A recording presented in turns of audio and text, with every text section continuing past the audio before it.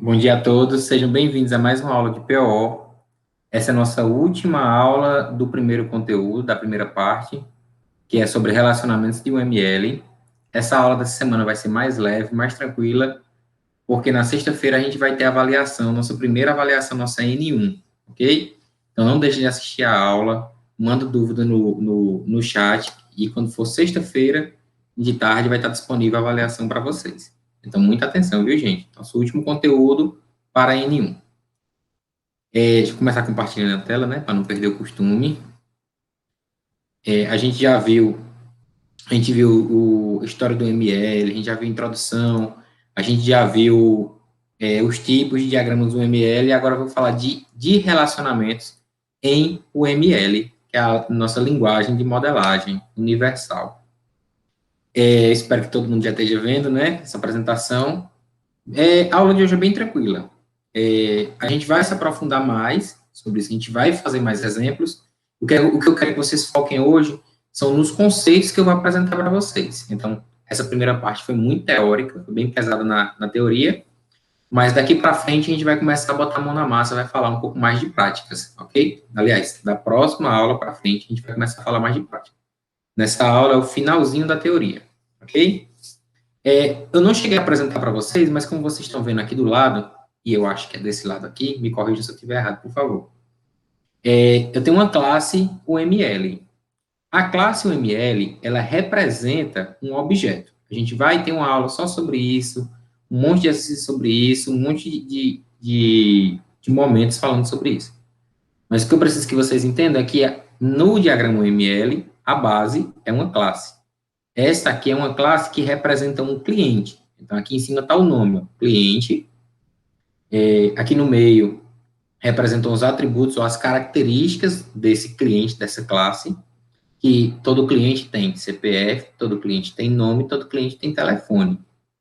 E aqui embaixo, nós temos os atributos, que são os métodos, são o que que essa classe pode fazer. Então, o cliente ele pode mostrar o seu CPF e o cliente ele pode ver o saldo. Essa classe, a gente já está tendo noção que ela foi tirada de um contexto bancário. Mas a gente não precisa saber tudo isso. Existem, os diagramas do UML, eles são feitos para que você possa criar classes e mostrar quais são as interações com elas. Se eu estou pensando num sistema bancário, o que é que a conta tem a ver com o cliente? O que é que o cliente tem a ver com o gerente? O que é que o gerente tem a ver com a agência? O que é que a agência tem a ver com o cliente? O que é que a agência tem a ver com o empréstimo? Então, tudo isso deve ser bem elaborado e abordado e demonstrado em um diagrama, em um diagrama UML, né, em vários diagramas UML, como a gente viu nas aulas anteriores. E essas classes, elas interagem entre si.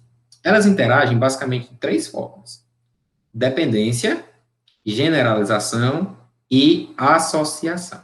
Vamos dar uma olhada? Primeira de todas, dependência. Já adianto que é a menos utilizada, porque ela tem um probleminha não, vamos dizer que é uma característica específica dela.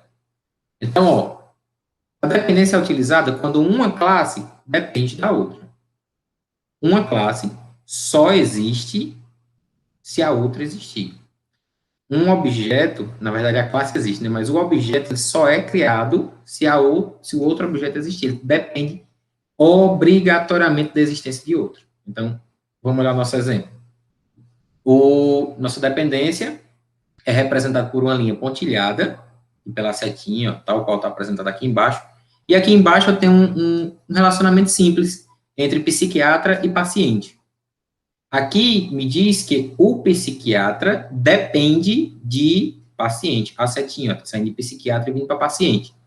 O psiquiatra depende de paciente. Quer dizer que, no meu sistema, o paciente pode existir. O paciente é independente. Opa! O paciente é independente. Porém, o psiquiatra, ele precisa ter um paciente. Ok? As duas classes existem, elas são separadas, mas uma depende da outra. Relacionamento de dependência. Fácil, né? A classezinha que recebe a seta é a classe independente, e de onde sai a seta de origina,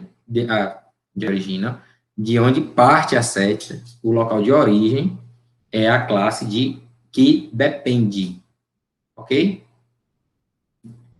A próxima é a associação. A associação entre objetos, a associação, que é essa linha contínua, como mostra aqui do lado, ela é uma associação de objetos, classes ou casos de uso, e ele mostra que uma classe está associada à outra de alguma forma. Então, ó, diferentemente da linha tracejada, aqui eu tenho uma linha reta que está ligando nesse exemplo aqui, é um pedido de compra a um item. Imagine uma lista de compra, onde cada item está linkado aqui com o meu pedido de compra. Está aqui bonitinho, ó, linhazinha contínua, vindo. A única observação que eu tenho a fazer sobre isso quer dizer que as duas, elas estão associadas. Essas duas classes, elas estão inseridas no mesmo contexto. Só que ele tem essa observaçãozinha aqui desses números no cantinho da linha. Esses números são a cardinalidade da associação. Cardinalidade da associação. E ele obedece à regrinha aqui embaixo. Então, se aqui tiver apenas o número 1 inscrito, quer dizer que é apenas 1. Vamos olhar aqui, vamos olhar ao contrário, né? Vamos olhar primeiro esse. 0, 2 pontos, asterisco. 0, 2 pontos, asterisco. 0 ou muitos. Quer dizer que o item, ele pode estar em nenhum pedido de compra ou em muitos. E aqui do lado, ó, pedido de compra, asterisco, item. Asterisco, ou muitos. Quer dizer que todo pedido de compra tem no mínimo um produto e no máximo muitos produtos. Vamos refazer. Opa, risquei no mouse aqui, foi com tudo. Vamos refazer a analogia. Eu tenho Letícia, eu tenho Pablo e eu tenho Vinícius que estão fazendo lista de compras. Todo mundo vai comprar um celular, graças a Deus, né? Graças a Deus, todo mundo vai comprar um celular novo, coisa mais linda do mundo. Então, Letícia tem a lista, tem um pedido de compra dela, Pablo tem um pedido de compra dela e Vinícius tem um pedido de compra deles, certo? Eles podem colocar quantos aparelhos quiserem, ou outros produtos, ok? O telefone, aí, Romulo, mas na loja está vendendo caneta também, mas ninguém quis caneta. Então, caneta está à venda, mas não está no pedido de compra de ninguém. Então, quer dizer que o relacionamento entre o item e o pedido de compra é de 0. 0 ou muitos. Ó, ninguém, pode ser que ninguém compre essa caneta, mas pode ser que muitas pessoas comprem essa caneta. Ou melhor dizendo, né? Que essa caneta apareça no pedido de compra de muitas pessoas. Isso significa um relacionamento de 0 para muitos. Ah, professor, o celular. Professor, o celular todo mundo quis. Quer dizer que é no mínimo todo mundo e no máximo todo mundo? Não. Tem que pensar pelo sistema. Todo mundo quis nesse exemplo. Mas será que no seu sistema todo mundo vai querer o celular sempre? Fica o questionamento, né? Vamos voltar para o exemplo do slide para ver se eu consigo ser menos confuso. O pedido de compra, ó. Quantos itens pode ter no pedido de compra? No mínimo, eu posso ter quantos itens no pedido de compra? Né? Porque se eu não botei nada no pedido de compra, eu não estou fazendo um pedido de compra. Então, eu tenho que comprar pelo menos uma coisa para ele ser um pedido de compra. Não é verdade? E no máximo, eu posso ter quantos itens no meu pedido de compra? Muitos, né? Porque eu posso comprar um item só, mas eu posso aproveitar que estou comprando para dividir frete com um colega, alguma coisa, comprar 2, 3, 4, 5 itens. Normal. E o item, um item só, e aí quando eu falo item, lembrem que nós estamos falando de sistema, não estou falando, tipo, esse celular só pode ser vendido uma vez. Não. Estou falando o item celular que está à venda na loja, ele pode aparecer em quantos pedidos de compra no mínimo. No mínimo, um produto que está na minha loja pode aparecer, no mínimo, em quantos pedidos de compra? Em nenhum, né? Eu posso chegar, comprar um aparelho, um produto e não vendê-lo. E aqui, desse ladinho, ó, é o 0, o mínimo. E no máximo, ele pode vender de quantas? E muitas. Aí você pode até dizer, professor, mas e se eu só tiver 10 em estoque, como é que eu posso dizer que eu posso vender muitos? Então, aí eu preciso que vocês abstraiam. Se for 2 ou mais, é muitos.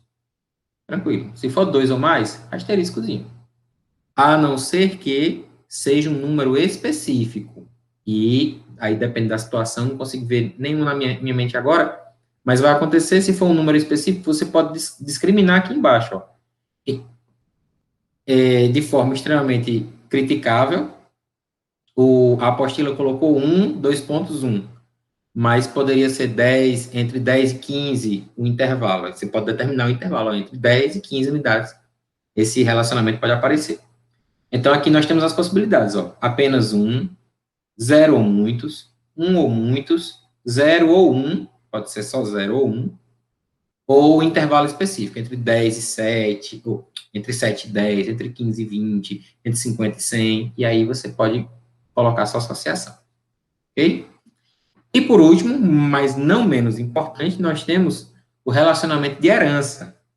O relacionamento de herança, ele inclui o relacionamento de uma superclasse com uma ou mais subclasses, conhecida antigamente como pai e filha, generalização, especialização, tem vários nomes, mas aqui na apostila a gente está utilizando a herança, vamos seguir com a herança, que é bem simplesinho de lembrar.